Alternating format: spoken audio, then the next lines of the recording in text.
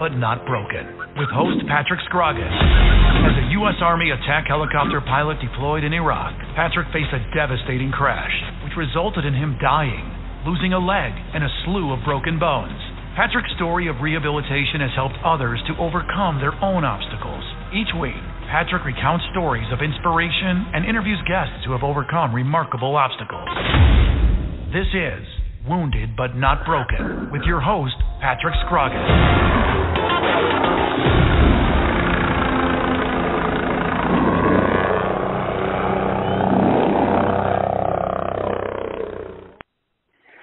Hello, everybody. Welcome to another show with Wounded But Not Broken. I'm your host, Patrick Scroggins. I have a very, very touching story to share with everybody tonight. On the line with me, I have a special guest, retired Master Sergeant Blaine Scott, a U.S. Marine veteran, and we're just going to let him go, dive into his story, and let us know what he's experienced and the hardships that he's faced and what he's had to overcome in his life. Blaine? Hey, first of all, thanks for having me, boss. I mean, it's a privilege to be here with you guys tonight. I mean, oh, man, wow, when I got a phone call from you. The honor is all ours, man. I really appreciate you taking your time out to do this. But, well, shoot, man. Back when I was a sophomore in high school, man, I thought about the military. That's when it all started clicking on me. You know, first of all, I thought about joining the National Guard, and I was like, nah, I don't want to do that. I want to do something a little more challenging. No, I'm joking. But I ended up joining the Marine Corps back in October of 1992. I joined up, and I grew up in a small town in Iowa, a population of maybe 350 people, really small. I graduated class of 6 people.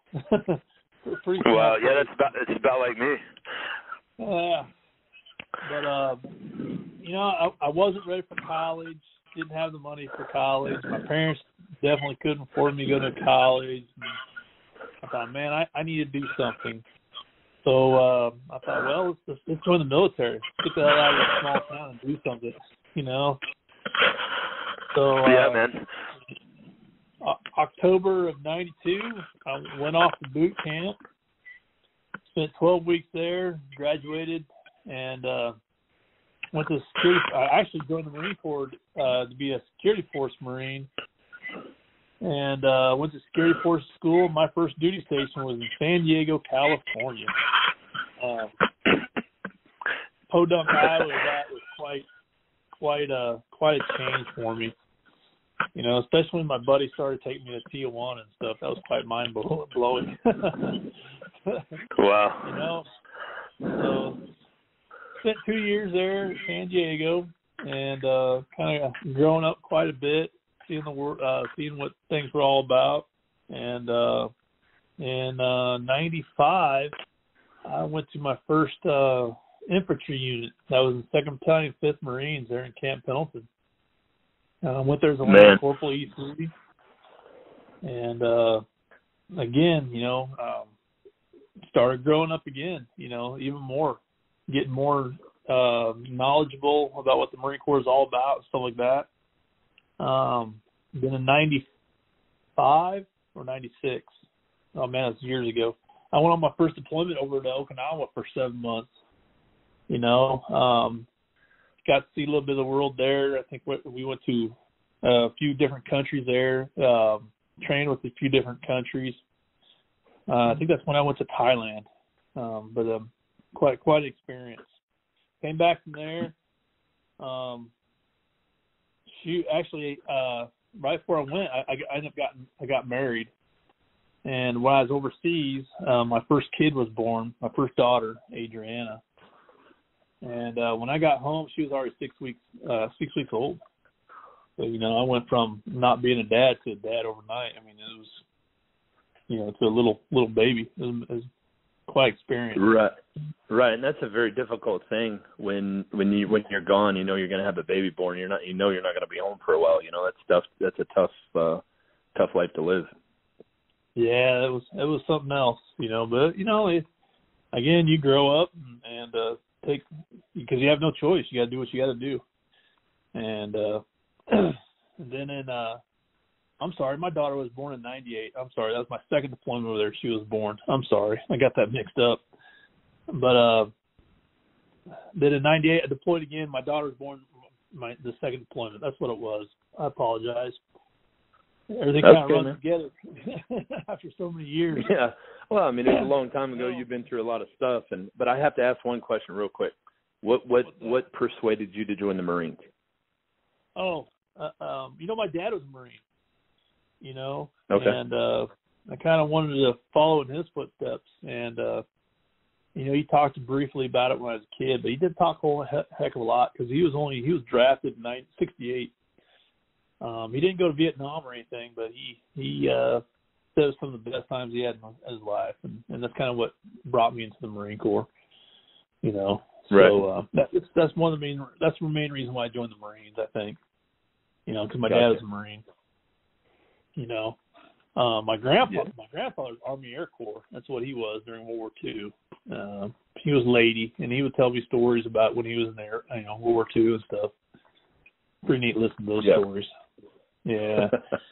Yeah. Yeah. They had it tough back then. Yeah. But sorry to interrupt. I came back. Oh, go ahead. I'm sorry. No, I said sorry to interrupt you. You're on your second deployment. Yeah, I was on my second deployment in 98. Came back there. I got to actually train with the Australian Marines. It was kind of neat. Learn about their culture and their way of life and everything. Spent some time in Australia and stuff. It was nice. But I actually got promoted to sergeant in my second deployment over there in Okinawa. But came back from Okinawa with my new daughter, and unfortunately, my marriage didn't last very long. Around 99, me and my wife ex-wife, ended up divorcing. But I still stayed in California and still spent time with my daughter. And then around, right after we divorced, around 99, end of 99 is when I met my current wife, Lily.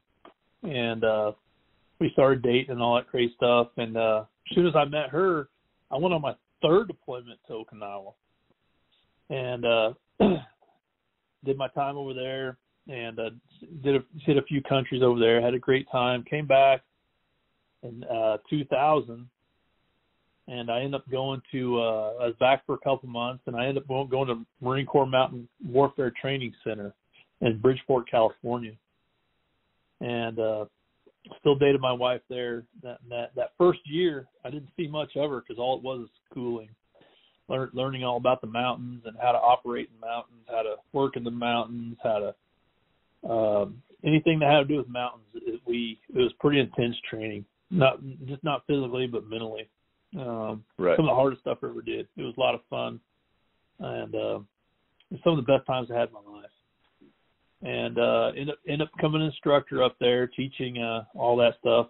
And then in 2001, I ended up getting married to Lily, and ended up moving her up there to Bridgeport with me. It was her first duty station as a Marine wife, and a lot of nights up on the mountain, and a lot of nights with her sitting in base housing alone, which was unfortunate. It was kind of rough that first year we were married, but we did what we had to do, and made us stronger. And then right. Yeah, I mean, for sure. That's such a point to drive home is that, how difficult it is on family life, being in the military and being in a unit with the op tempo that you have and the deployable status, and, you're constantly in and out. That takes tolls on a family. Yeah, I tell you what, if a wife and husband can withstand all that stuff, they can withstand anything pretty much.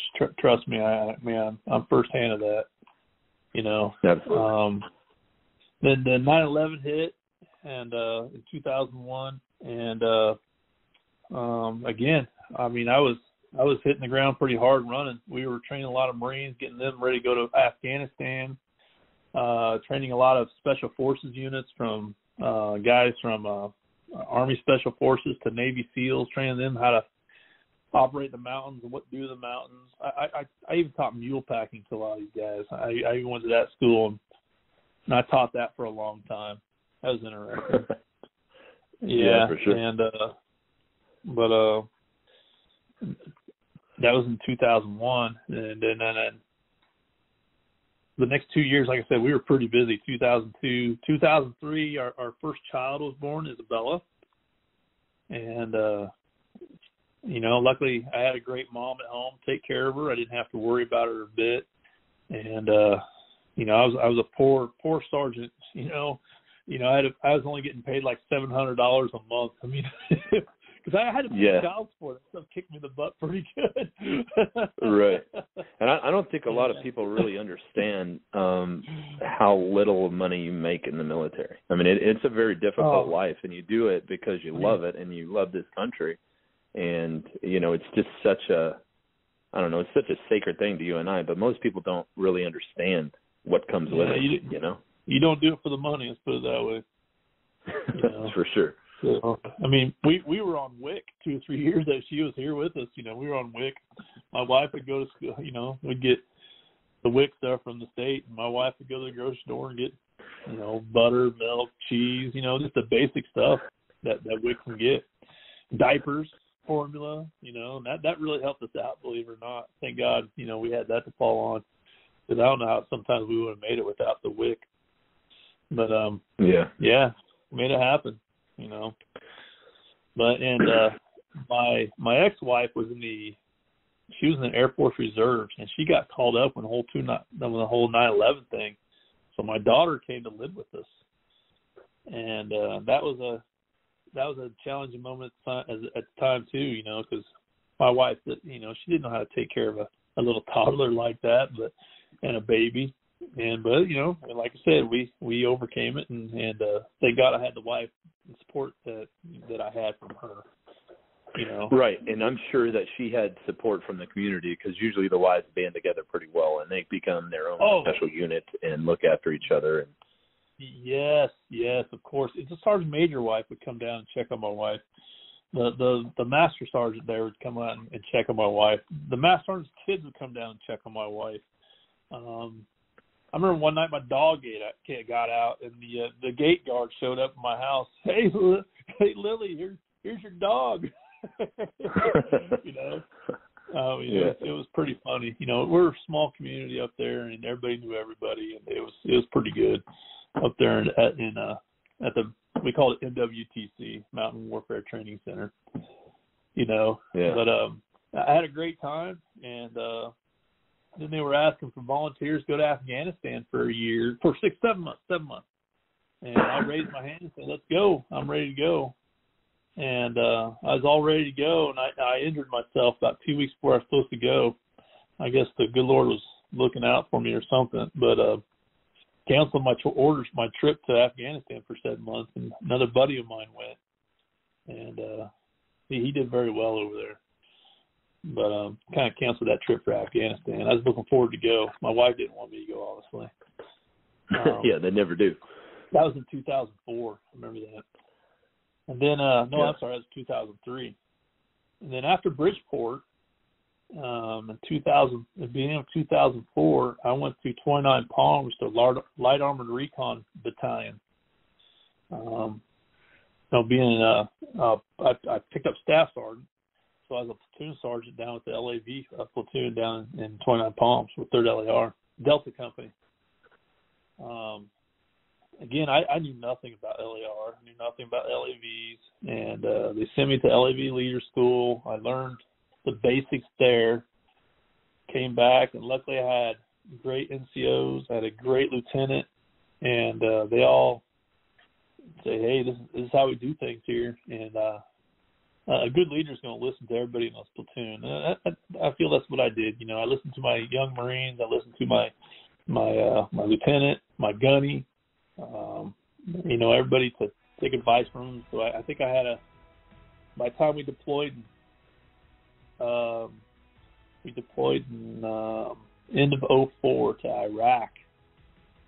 By the time we deployed, it was I had a good handle on things in my platoon. I knew how the LAVs operated. I knew how their tactics, and I was pretty confident when I deployed in 2004 with LAR. All right.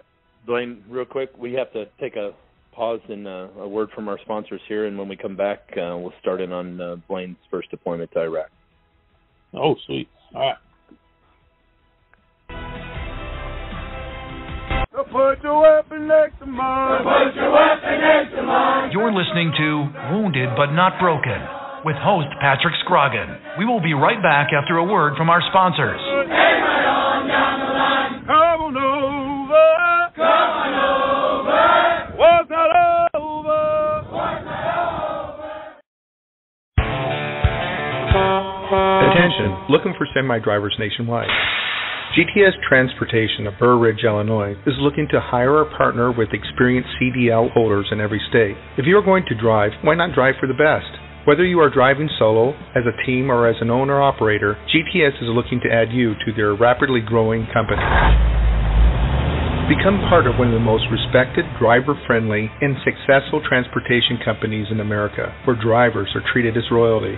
Contact us at gtscarrier.com. Again, gtscarrier.com. Or call us at 847-754-4667. That number again, 847-754-4667. We would love to help you, which in turn helps everyone. GTS is an equal opportunity employer. Dallas Corporation and Dallas Logistics, a proud supporter of the Veterans Radio broadcast for over 15 years. High-quality printing services and warehouse distribution have been our hallmark since 1985, serving Fortune 100 companies for over 35 years. Check us out at www.dallascorp.com.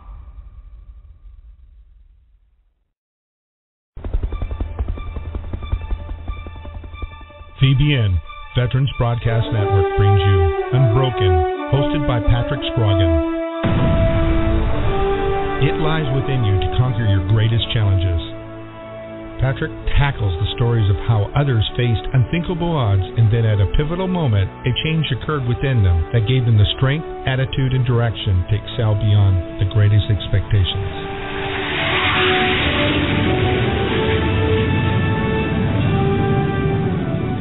Listen every week and learn how it is possible to defeat the impossible. Welcome back to Wounded But Not Broken with host Patrick Scroggin.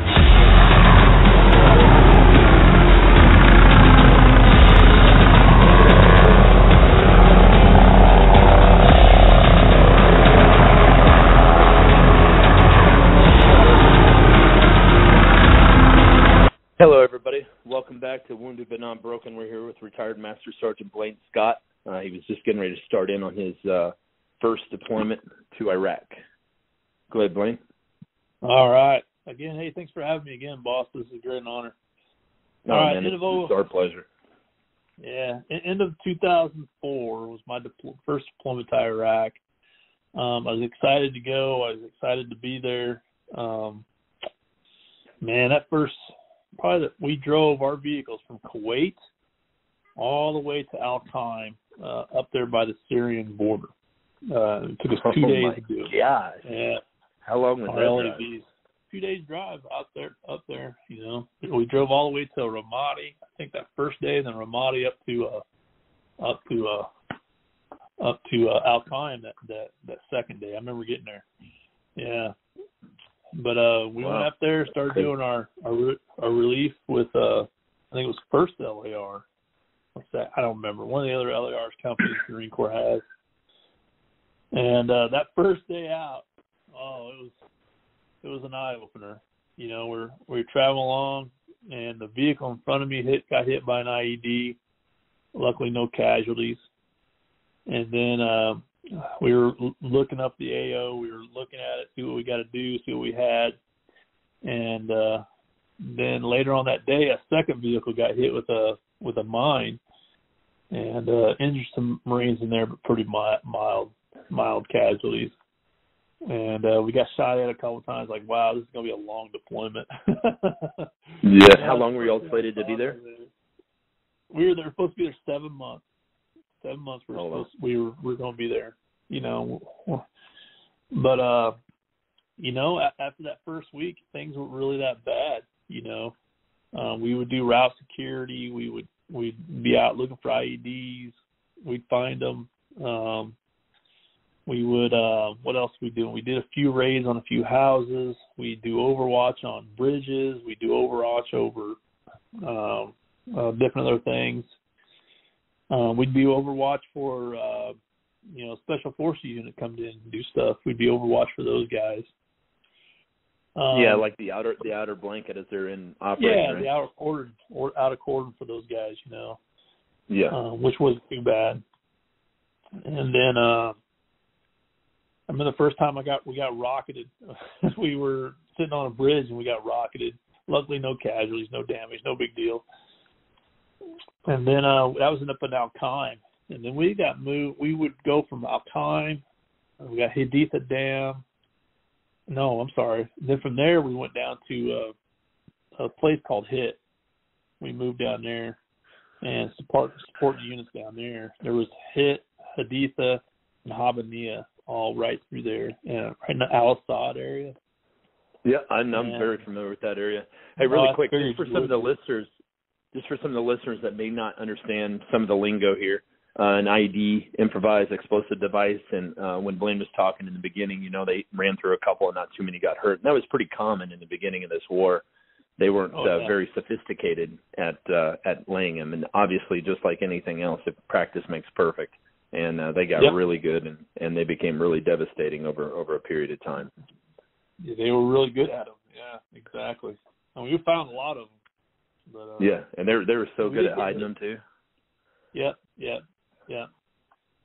But we went down to Haditha, Habbaniyah area, and then we were in Hit while all the other Marine Corps, while Fallujah was being taken down. We were doing our own thing in Hit through there and clearing out that town and stuff like that. So Fallujah wasn't the only town getting hit during that time.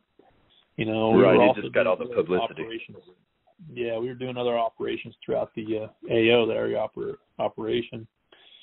So we were in charge of doing a hit, trying to get people who were getting the squirters, what we called them, people coming out of town trying to run away. We were dealing with those guys and stuff. Yeah. It wasn't too bad. It wasn't too bad. But I remember the first time I took casualties, we were going from I believe we were going to Al-Assad to Haditha Dam, and one of my front vehicle got hit pretty good by an IED, and injured one of my Marines pretty bad. Surprised it didn't kill him, but believe it or not, it didn't. And I had that vehicle pretty good. That's the first casualty I ever had. Was that guy? How bad was he hurt? Oh man, he had a major TBI. It split his head open pretty good. Knocked him out.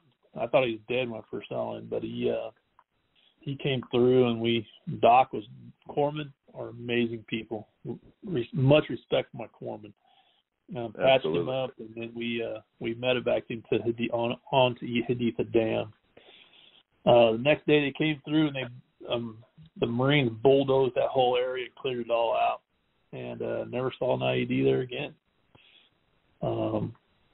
You ask all the locals around that area, who did they see, and no one ever gave me any information. They were too scared, or either too scared, or they're in with the whole process. You just never know. Yeah, that's the thing. You're fighting kind of a maskless enemy, at that point, because everybody had kind of blended in with everybody, and you really didn't know. You don't know who your enemy or your friend is. Exactly. You just don't know. And that was my first casualty. My second casualties of that first deployment, we were my lieutenant and another vehicle went on up the road a little ways. Me and my other vehicle, we stayed in a overwatch position. And all of a sudden, I heard the loudest explosion I've ever heard, and it was about a couple clicks away. And we jumped in our vehicles, and we headed up there. And that lead vehicle, they were coming back to us, and that lead vehicle got hit with a big VBID, a vehicle-borne IED. And it went off right next to the vehicle. And we'd have our packs on the vehicles. We'd have other stuff on the vehicle. It took everything off that vehicle. And my vehicle commander in that vehicle, he got a pretty good TBI from it, you know. And, yeah. It took him out rest of deployment, and we were only 3 months into deployment. Great sergeant. His name was Sergeant Castaneda. I remember his name. Good guy. I learned a lot from that guy. Holy cow, he was a stud. And it was hard losing him, but you know, I was like, no, you're done, buddy. You're gonna stay back in the rear and be Gunny's little errand boy now.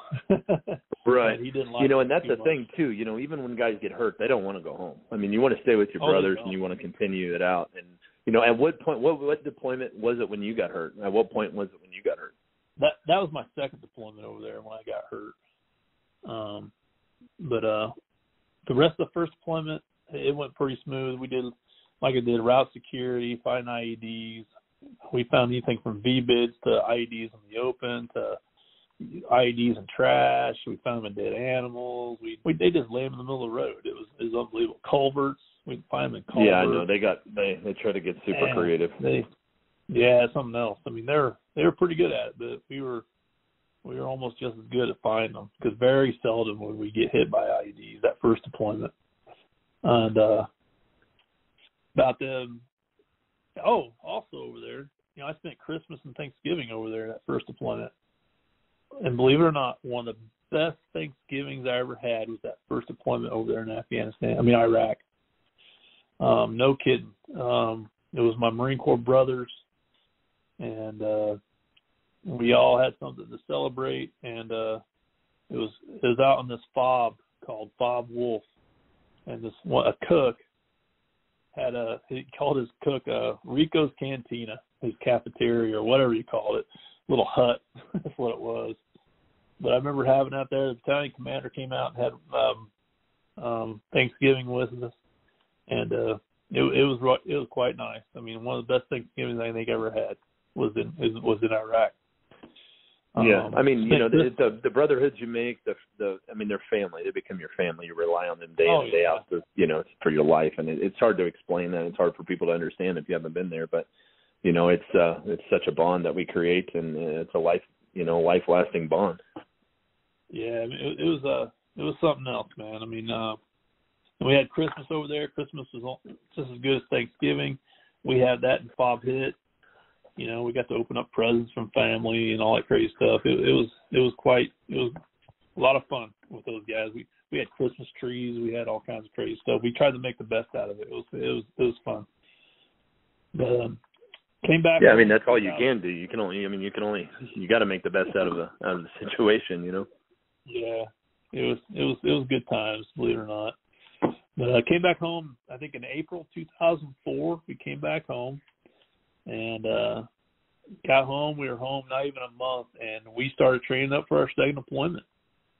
Hitting the ground running again, you know, out in the field constantly, training. And then we ended up going back to Iraq, I believe in February and March of 2006.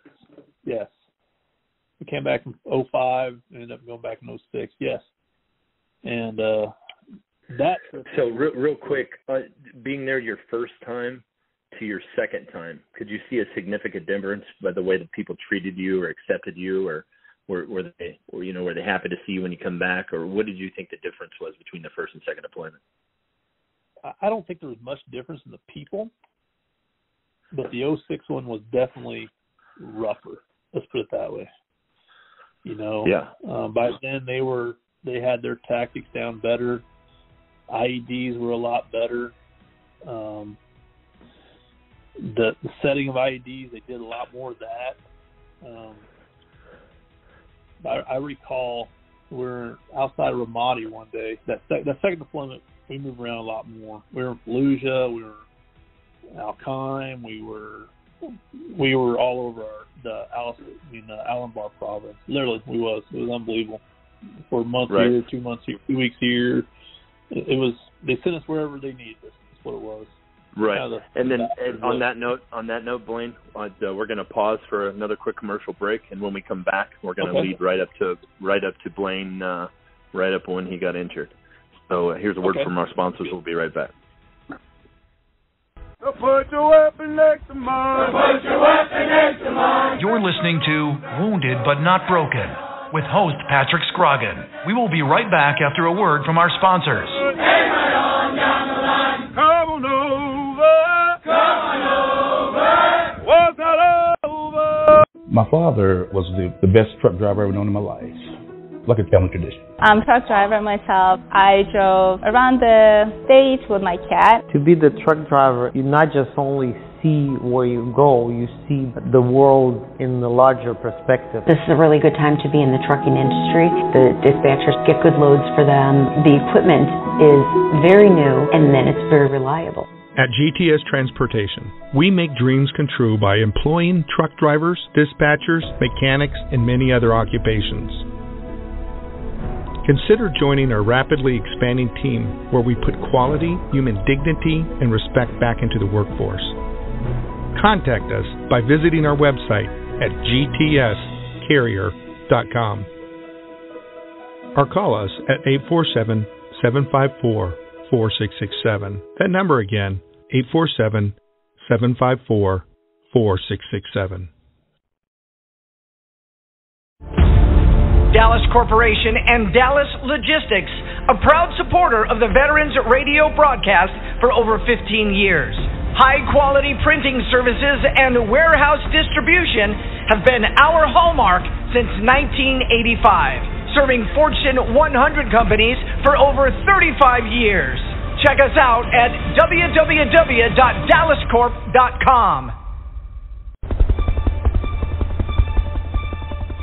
VBN, Veterans Broadcast Network, brings you Unbroken, hosted by Patrick Scroggin. It lies within you to conquer your greatest challenges. Patrick tackles the stories of how others faced unthinkable odds, and then at a pivotal moment, a change occurred within them that gave them the strength, attitude, and direction to excel beyond the greatest expectations.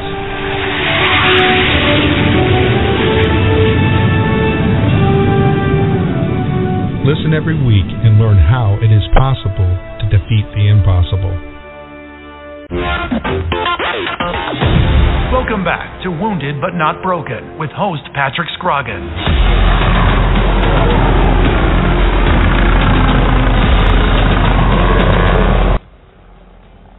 Hello, everybody. Welcome back to Wounded But Not Broken. We're here with retired Master Sergeant Blaine Scott, United States Marine Corps veteran. And Blaine, if you could, for time reasons, let's just go straight to that fateful day that you were hurt. Can you tell us about that? All right. August 20th, 2006. It was a Sunday. I was up mad because I couldn't go to church that day, and like, hey, Staff Sergeant, you guys are going out and do a recon mission. Just recon an area that we're going to put a vehicle checkpoint. So, all right, no problem. We're just going to be out for a couple hours. So we jump in our vehicles, and only 3 of my vehicles were going out. My 4th one got hit a couple weeks ago, and I lost 4 Marines in a big IED. So I was down to only 3 vehicles in that my platoon by then. So we jumped in, we're going out, and we're checking where this vehicle checkpoint is going to be. And I was the last one out of 3 vehicles, and 2 vehicles, we started up a hill. And as soon as I turned off that hill, that IED went right off underneath my vehicle. I remember first thing I thought of, like, oh shit, I just lost Marines. And I saw, you know how you ever close your eyes, you see that bright light when a flashlight goes off in front of you? That's exactly what I saw. And I felt the whole vehicle lift up off the ground, slam back down. And automatically thought, man, I got to get out. I'm burning up. And just that the whole vehicle was flamed up. So I managed to get myself out of the vehicle, rolled off the vehicle, rolled onto the ground. And by then, one of my other Marines was right there to grab me and pull me away. At that time, I wasn't really worried about my injuries. I was more worried about my fellow Marines that were still in the vehicle. you know. And after they drugged me away, and I was like, okay, those guys are gone, unfortunately. You just know. And then Marines started dealing with me, dealing with my injuries, dealing with my other Marines' injuries, and got me another vehicle, got me back to the little fob we were at in we were in Rawa then, and flew me back to Al Asad. And then from Al Asad, they put me out. I don't remember anything going on. All I know is I was burned up. My left ankle was broke. And I remember the ride from Rawa to Al Asad. I was like, all right, I'm breathing. I'm burned a little bit. Ankle's broke. I'll be all right. Not a big deal. 2 days later, 2 days later, I woke up in San Antonio at Brookhorn Medical Center. My wife was right there with me, and at the time, my wife was 7 months pregnant was 6 months pregnant with our soon-to-be son. That last little hoorah before I left, he got her pregnant, I guess. But she was pregnant, and she was right there saying, hey, don't worry about it, we'll get through this. All my injuries included, I was 40% burned, my head, arms, legs. I had a compound fracture in my left foot. I had broken ribs, collapsed lung, lacerated liver. That's about all I can think of right now. That's so when you talk about your burns, Blaine, how what when you say your face was burned, like what degree? Oh, my face was 3rd-degree burns. I didn't have much of a nose left. One ear was pretty bad. If you look at it now, it's a lot smaller than my other one. My lips were all burnt. My hair, I don't get a lot of my hair anymore because they were all burned off at the top of my head. I can't grow a beard because I got too many bald spots on my face. But after all my rehab at SAMC, after about a year and a half, something like that, of them putting my ankle back together, my burns healing up as much as they could at the time. I haven't done anything with my face, I just kind of left it the way it was because I was through with surgeries, I was through with rehab. All I want to do is get back with Marines, get back to the Marine Corps. I had the option to get out medically, but I wasn't ready to. I couldn't. I love the Corps too much, and I couldn't do it. So in March of 2008, I left SAMC. I had enough of it, and I reported to 1st Marine Division schools. I was the chief instructor of the Urban Leaders course there. Just making sure the course ran good and stuff like that. I went to UCLA to an organization called I got a brain fart. I'm sorry. It's a nonprofit, and they took me and they did pretty much rebuilt my face back. They fixed my lips, they fixed my eyes, gave me a new nose. I think in total I had over 15 surgeries on my face up there in UCLA. They fixed my ankle. I was having a lot of problems with that. They did that, which I was grateful for because it hurt so bad I just wanted to cut it off at one time. And from 2008, 2010, that's all I did was surgeries back and forth from UCLA, plus running my school, my course, and then doing all that stuff. Then after all that, I stayed in the Marine Corps, got promoted to gunnery sergeant. In 2010, I deployed to Afghanistan for 7 months.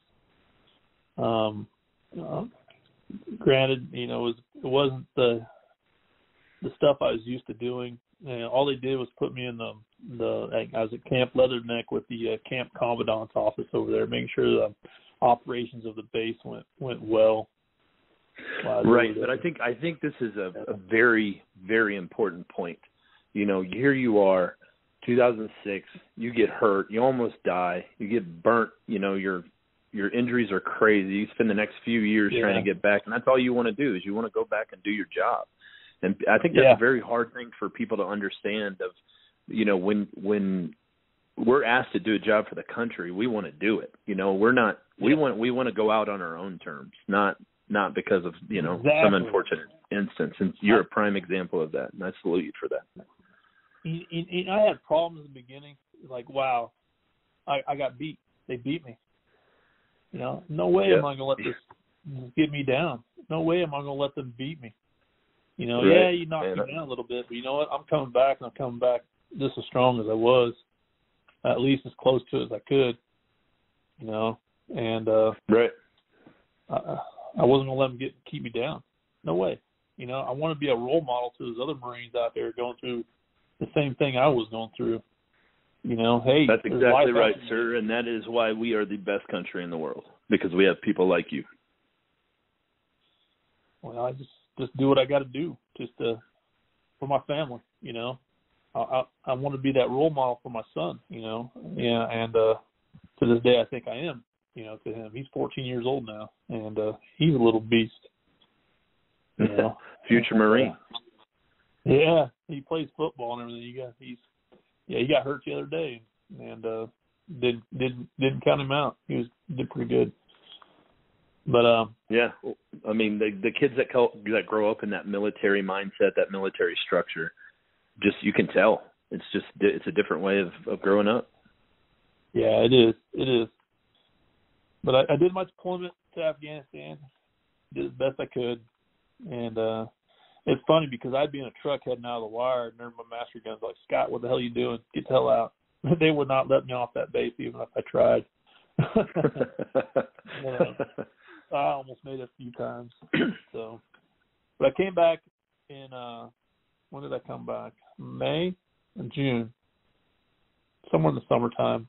I came back from Afghanistan, did a couple schools while I was back, and as a gunnery sergeant. And I called my monitor up, and I said, hey, Master Guns, I've been here 3 years. This was 2011. I need to go somewhere else. What do you got for me?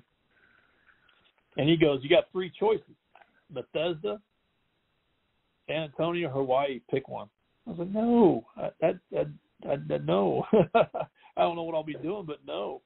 He's like, nope, pick one. Which one? I was like, well, I'll just go to Texas. I was down in Texas. I know about Texas. Well, I ended up coming out here and running the Marine Corps Wounded, Ill, and Injured Wounded Detachment at SAMC, or at BAMC. I was senior advisor, so I just pretty much came back home, left as a patient, come back running the place. And when I first got there, I was like, man, I had over 72 Marines, and I had a staff of 26. Pretty much doubled when I left in 2010 or 2008. And again, you try to be that role model to those guys coming back from Afghanistan, with missing limbs, burnt, shot. You try to be there for their families. My wife was a great role model there. She was there for the wives where they have any questions, the moms if they had any questions. I sat down with those Marines. They'd be in their hospital bed, and I was like, hey, this is how it's going to work, man. Right. Yeah, and I'm sure that having your wife and everything that your wife had been through and you all had been through together, I'm sure having her there to be able to talk to the other wives, I'm sure that's huge. That's tremendous. That was huge. And having those families, as soon as they get to they call it SAMC now, San Antonio Military Medical Center. Those families, as soon as they get there and say, hey, this is what you're going to expect for the next 2 to 3 years, the rest of your life. And that was you try not to have many surprises, you know what I'm saying? You try to lay it all out. Yeah, I mean, it's your new normal. I mean, it's your new normal, and you got to face it, and you got to overcome it. Yeah, it was hard for some of them to understand that, but it didn't take them long to realize what was going on. And I feel like I was a good role model for those kids. I was down there from 2011 until I retired in 2015. And it was quite a rewarding but very, very hard at the job at the same time. Some of the hardest things I ever did, I think, when I was down there with I bet. I bet. And with that being said, I know you got more to your story. We're going to take another quick break here, and you all don't want to miss this last part of Master Sergeant Blaine Sott's story. We'll be right back with a quick word from our sponsors. Put your weapon next to mine. Put your weapon next to mine. You're listening to Wounded But Not Broken with host Patrick Scroggin. We will be right back after a word from our sponsors. Hey, right on down the line. Come on over. Come on over. What's not over? Attention, looking for semi-drivers nationwide. GTS Transportation of Burr Ridge, Illinois is looking to hire or partner with experienced CDL holders in every state. If you are going to drive, why not drive for the best? Whether you are driving solo, as a team, or as an owner-operator, GTS is looking to add you to their rapidly growing company. Become part of one of the most respected, driver-friendly, and successful transportation companies in America, where drivers are treated as royalty. Contact us at gtscarrier.com. Again, gtscarrier.com. Or call us at 847-754-4667. That number again, 847-754-4667. We would love to help you, which in turn helps everyone. GTS is an equal opportunity employer. Dallas Corporation and Dallas Logistics, a proud supporter of the Veterans Radio broadcast for over 15 years. High-quality printing services and warehouse distribution have been our hallmark since 1985, serving Fortune 100 companies for over 35 years. Check us out at www.dallascorp.com. VBN, Veterans Broadcast Network, brings you Unbroken, hosted by Patrick Scroggin. It lies within you to conquer your greatest challenges. Patrick tackles the stories of how others faced unthinkable odds, and then at a pivotal moment, a change occurred within them that gave them the strength, attitude, and direction to excel beyond the greatest expectations.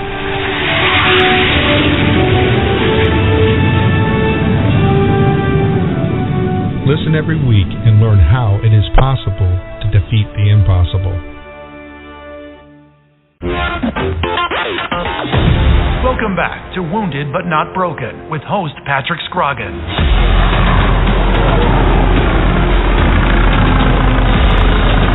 All right, everybody.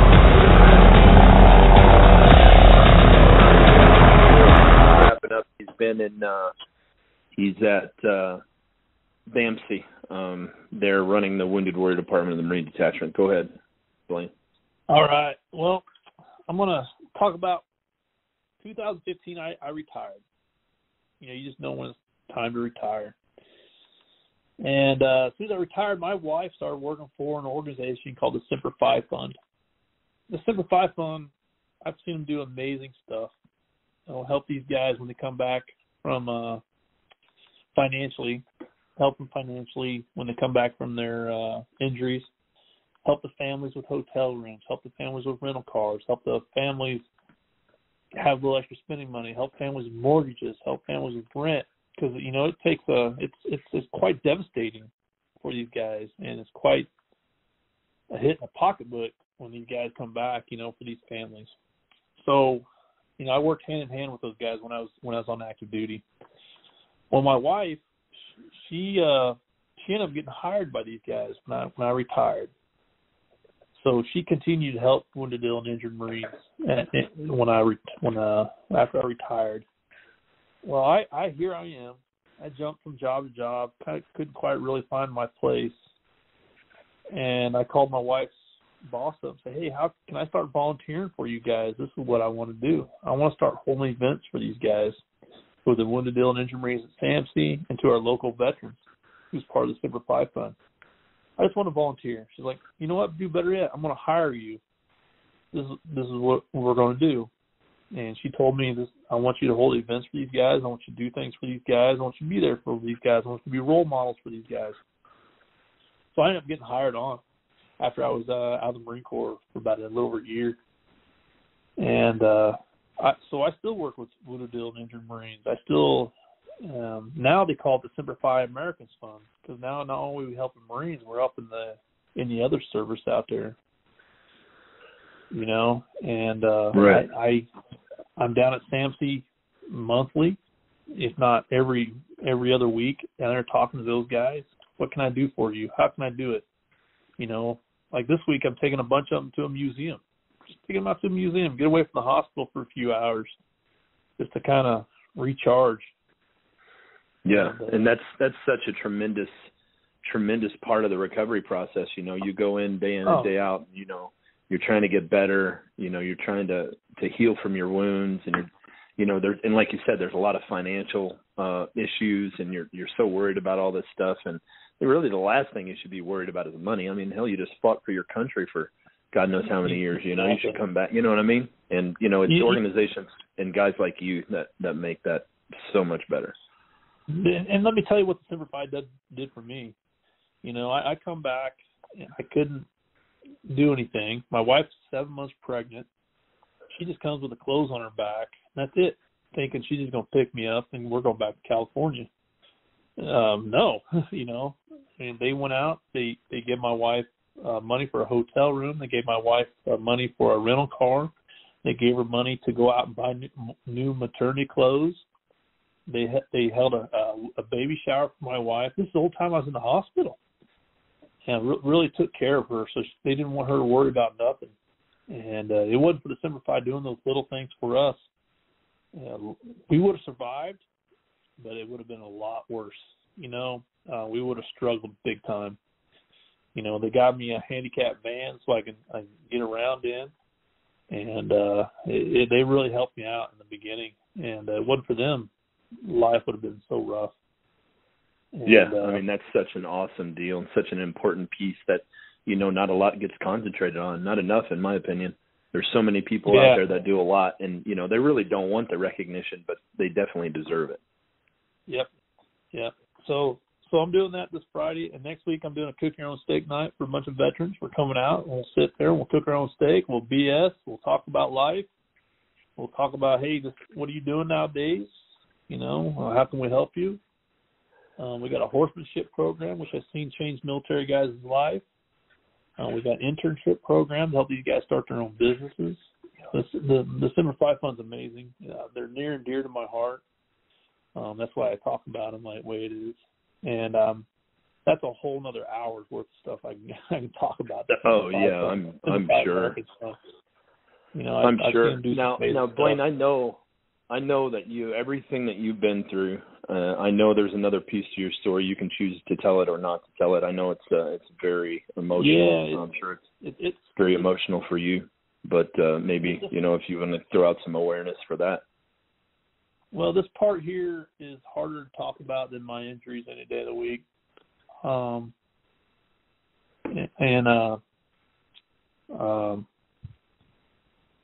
August 30th, 2016 was the worst day of my life. We lost our little girl through suicide. You know, I will take getting blowed up over 1 million times. I would go through the same pain, even worse pain than I could, just to get my little girl back. 12 years old, and she took her life because of being bullied at school, being bullied on social media. And you don't realize how bad it really hurts, you know, how bad your kid is going. I didn't realize how bad my kid was, how my daughter Isabella was. I didn't know how bad she had it. You know, I don't know, she just didn't talk to me about it. I don't know. You know, I tried to get it out of her. Hey, what's going on? How's life? She seemed to kind of bottle it up inside. And one day she couldn't take it, and I wasn't home. My wife wasn't home, and she took her own life. And so me and my wife, we got a little nonprofit called the Isabella Foundation, and all it does is bring awareness to bullying in our schools and in our community. And we get a lot of phone calls from people. My kid's being bullied.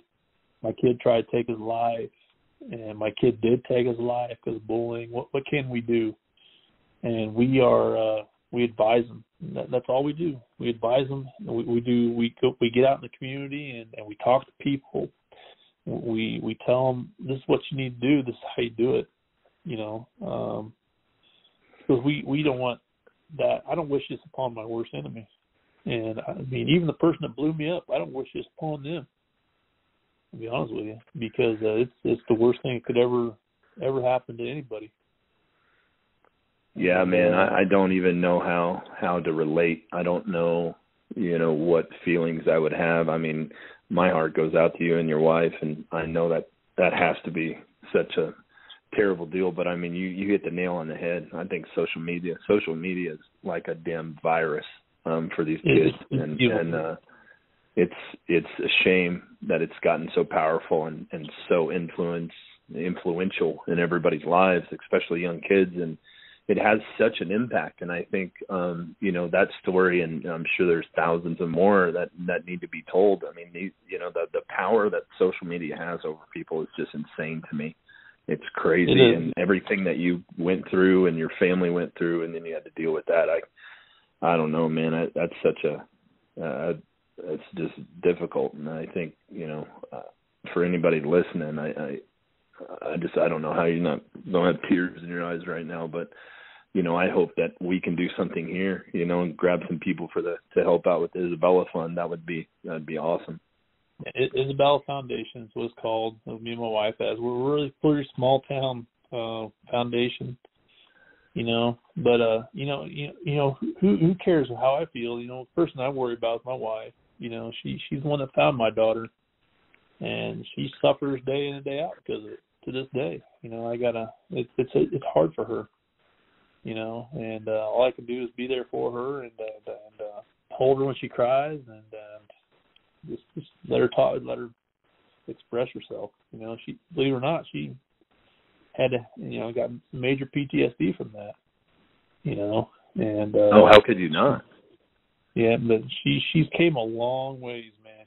She can talk about it with people. She can express her feelings to other people now. There for a while she just shut off to the world, man. It took everything I had to kick her in the butt to get out and talk about this. She's the one that came up with this foundation, this nonprofit. She's the one that pretty much oversees it, the do's and don'ts and the cans and can'ts, and she's the one that talks more about it than I do. She's a hell of a strong woman. She's been through a lot, and anybody that has a wife like mine, even just half as mine, would be a lucky person. After dealing with my situation and being pregnant and taking care of me, taking care of my son, and taking losing my daughter, and she's still there for me, and just as much as I'm there for her. Well, and that's the thing. It just sounds like y'all are such a great team. I mean, she's a Marine, right? And so, she lives that with you. She's indoctrinated, so. Oh, yeah. That's such an awesome thing to hear, that y'all are such a team like that, and y'all have overcame some tremendous odds, and man, I salute you for that. And people like you are what makes the world a better place, man. I truly do believe that. Well, don't get me wrong. We've almost slipped a few times, but we sit down, we talk about it. Get the help that we need, and it just made us stronger, And I couldn't ask for a better wife than what I have today. She's a great woman. Yeah.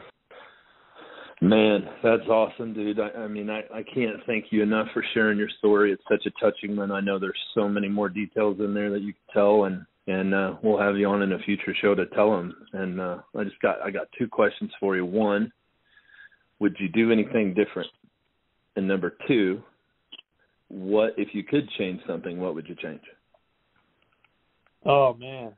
I wish I was 15 years younger. I'd do it all over again. Shit, yeah. I wouldn't change a thing,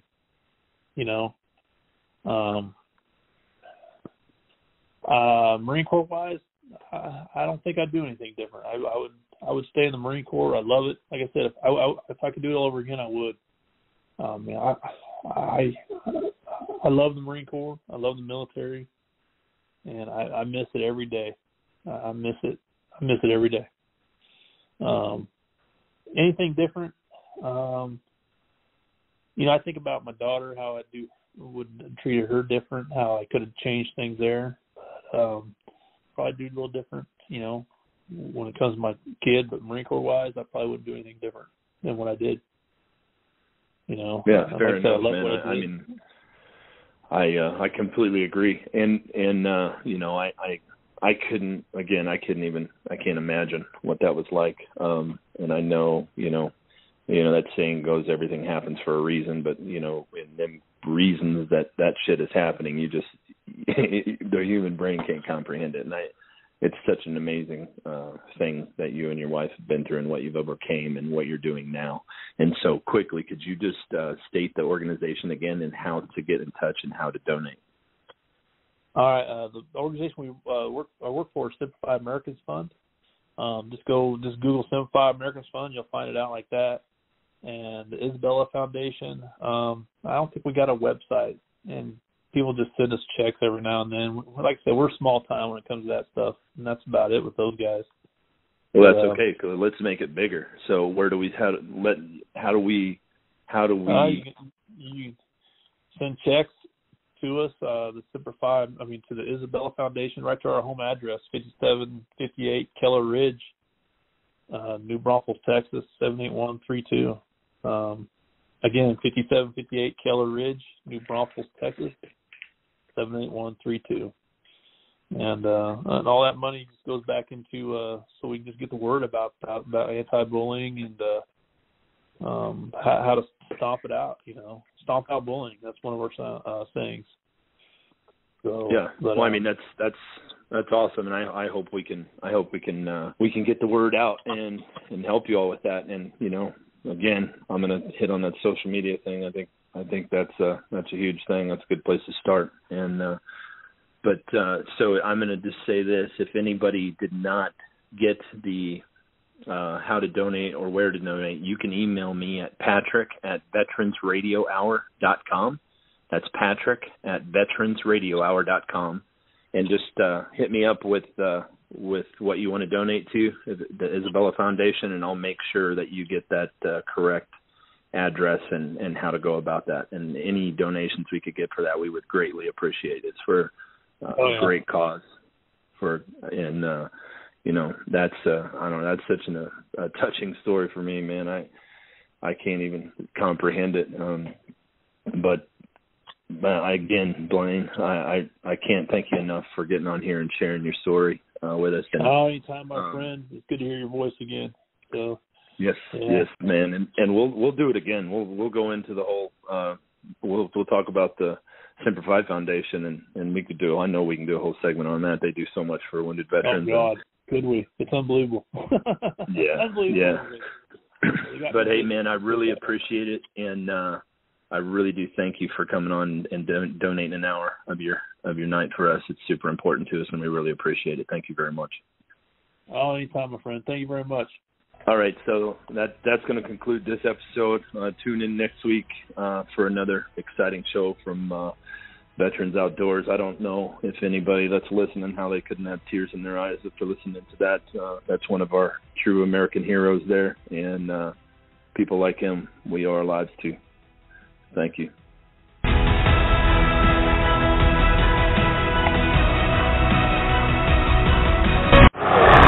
You're listening to Wounded But Not Broken with host Patrick Scroggins.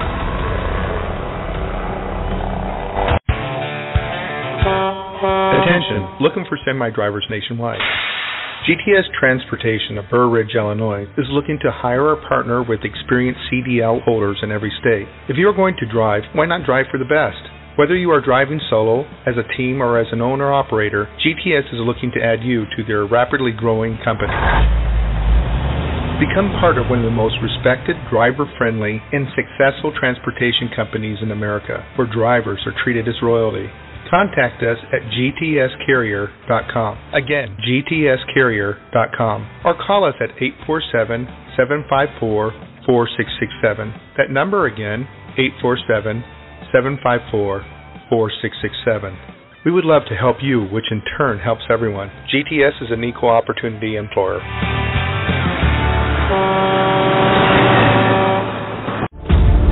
Dallas Corporation and Dallas Logistics, a proud supporter of the Veterans Radio broadcast for over 15 years. High-quality printing services and warehouse distribution have been our hallmark since 1985, serving Fortune 100 companies for over 35 years. Check us out at www.dallascorp.com.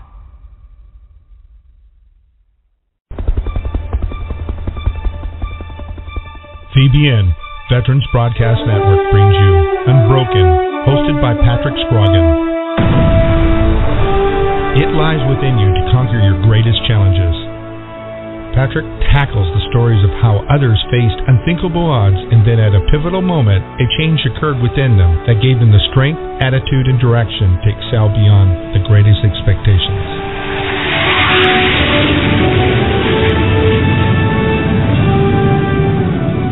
Listen every week and learn how it is possible to defeat the